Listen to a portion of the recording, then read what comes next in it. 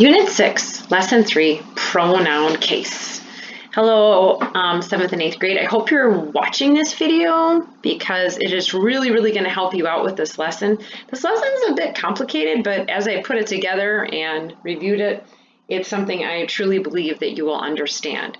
So you will need your books, and if you could open up your book to page 308, I think this would be great for you to follow along as we get through this video. First things first, what is wrong with these sentences? How can you fix them? So let's take a look. The only one who has seen my painting is me, but I might show them to Julio. When Maria and him came over to visit, he asked to see my work.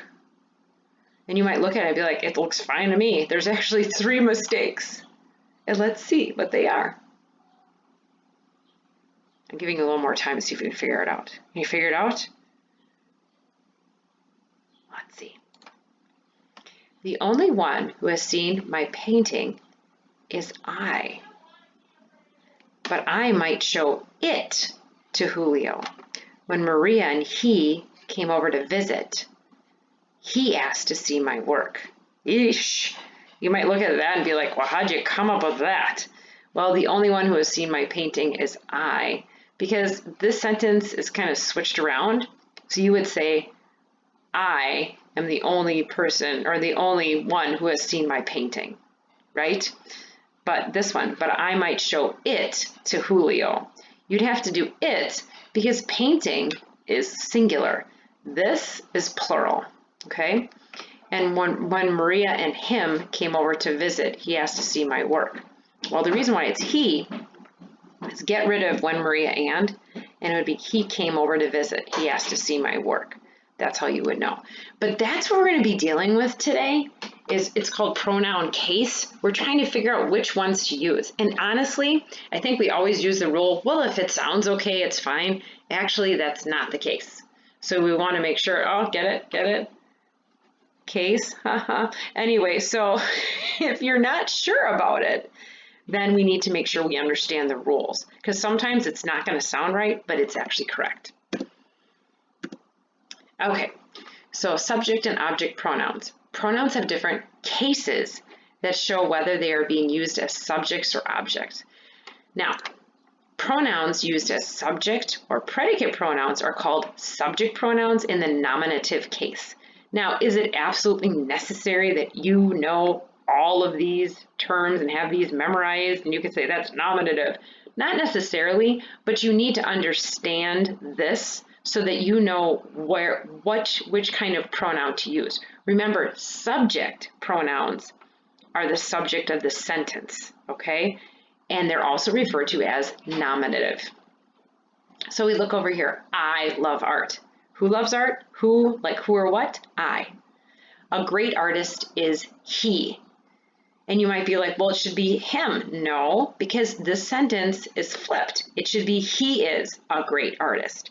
So sometimes the subject is at the end of the sentence. And when that's the case, we have to make sure that we put the correct pronoun. Pronouns used as direct or indirect objects are called object pronouns. They are in the objective case. Well, that's easy. Think object, objective, subject, nominative. Now, these don't sound like each other, but just memorize that. We look at the next one. Art fascinates me. So art is the subject, me is the object, okay? I'll lend him 2 brushes. This is an indirect object, right? What are you lending? You're not lending him, you're lending brushes. Him is the indirect object, and we've talked about that before. So whether it's an indirect or a direct object, it's an object pronoun. So knowing that, we're going to take a look at page 309, and we're going to look at numbers 1 through 8. Your assignment is to do numbers 1 through 24. So we want to make sure if you want to go through 1 through 8, that's great, because I'm going to do that right now. See the advantage of watching this video? Isn't it fantastic? All right, so we take a look. It says, is each underlying word or phrase used as a subject, a predicate noun, a direct object, or an indirect object? So you first of all have to identify what its use is, and then figure out what pronoun can replace it. Now, if you're not sure what your choices are, look back at page 308 under number 2 and look at the chart, because that's going to help you a lot. Once you decide what it is, then you know which pronouns you're working with. So let's look at number 1. Yesterday, the class and I studied a painting. While I'm looking at this, my choices are subject, predicate, direct object, or indirect object. Well, yesterday, the class and I. Well, that to me, that's the subject. Who or what is the sentence talking about? Subject. And then what I'm going to do is I look over here, and that would be in the nominative case. So you can look at the chart and see where it says nominative. That's for subject pronouns. And which pronoun would fit in there? The class and I. Now I would pick we, because I, the pronoun I is in there. So you have to do we, because it's including yourself, the speaker who's talking, okay? Now you don't have to write out the sentence because it just asks you for these identifiers, and that's what you need to write down. So look at number 2. The painting is called Children's Games. Well, the subject obviously is the painting. And how many paintings are there? 1. And we don't know, a painting is neuter, so it's subject, and it would be it. Easy, right? Look at number 3. Mr. Lee gave the class and me a task. Well, I know this isn't the subject because the subject is Mr. Lee. Mr. Lee gave the class and me a task. Well, what did he give? He gave a task. So that's not the direct object. Ooh, that's the indirect object. So now I need to look at the objective case on page 308 in the chart, which pronoun would fit. Gave the class and me, gave us a task. So make sure you can write indirect object and us. Number 4, find 10 familiar games. Can you list the games? Well, in that second sentence, what is the subject, who or what? I would say you. I would make it into a statement. You can list the games. That to me is a direct object. It's also plural. So I'm going to look over at my chart on 308. I'm going to look under objective case, and then I'm going to look under a plural pronoun, list the games, them. Number 5, now tell Janice all the games, please. Well, you is the subject. Remember, it's understood. If you give a command, it's understood you, so it's definitely not the subject. Now tell what? You tell what? You tell games. So that's not the direct object, but Janice is the indirect object. Now, Janice is female, and it's singular.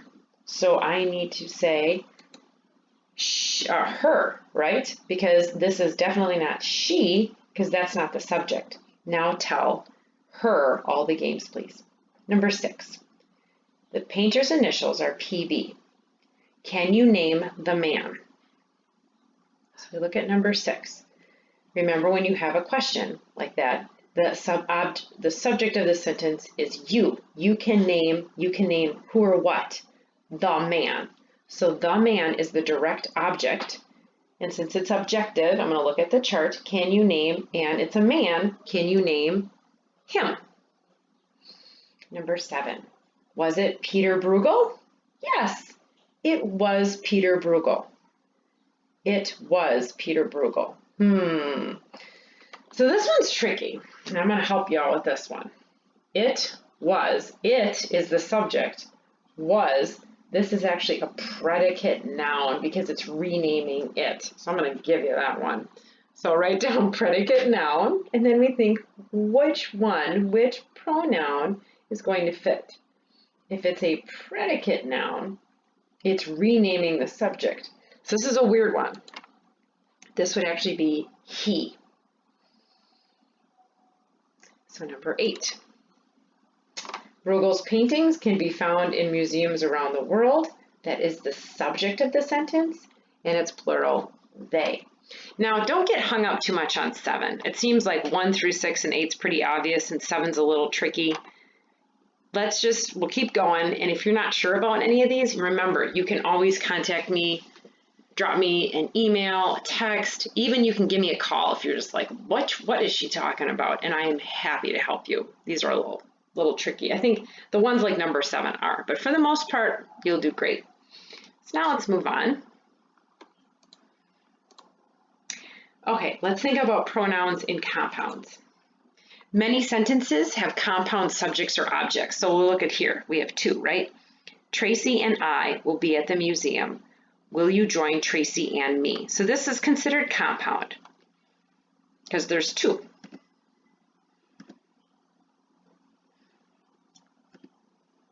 So now we take a look at pronouns in compound sentences. The nominative case, remember that's when we're dealing with a subject.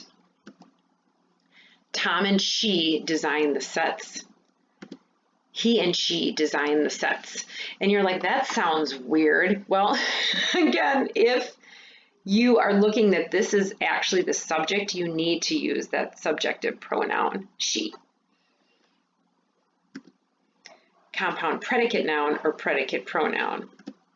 The designers are Tom and she, because that is renaming the subject, so you want to have a subject pronoun. The designers are he and she.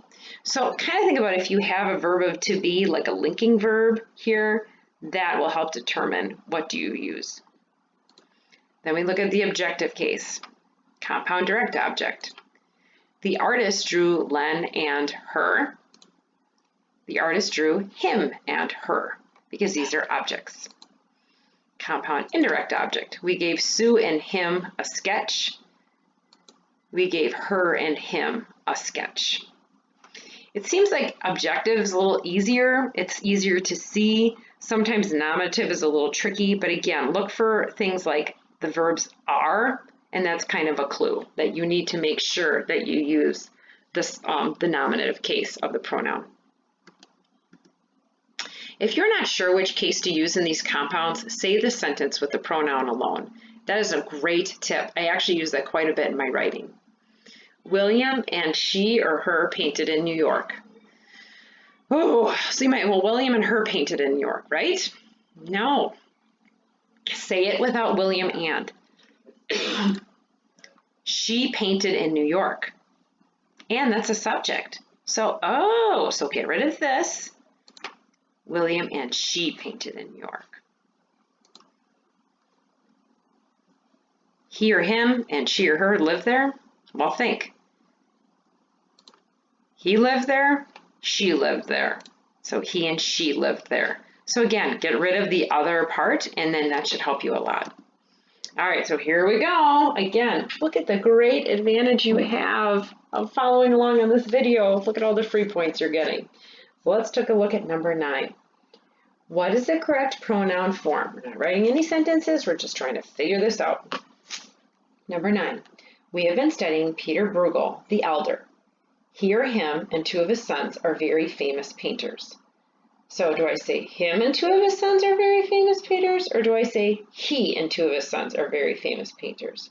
Well, I can get rid of and 2 of his sons. Now if I say he are very famous painters, that doesn't make sense because this is all plural, but you could think he is very famous painter, make it all singular, and it's also a subject. So we're going to use the word he. Number 10, he, him, and several of his relatives were successful Flemish artists. Think to yourself too, it's the subject of the sentence. It's in the beginning, you're going to use he. Okay, always go with and go back to the chart on page 308. If it's in the nominative case, that means it's subject. It's the subject of the sentence. If it's who or what the sentence is about, stick with those pronouns. 11. Still popular are Jan the elder, Peter the younger, and he or him. Now that again, that sentence is flipped. So think of it this way. Jan the elder, Peter the younger, and he or him are still popular. And then you could say, well, if I get rid of Jan the elder, Peter the younger, he are still popular or him are still popular? Well, let's make it singular. He is still popular or him is still popular. Well, obviously,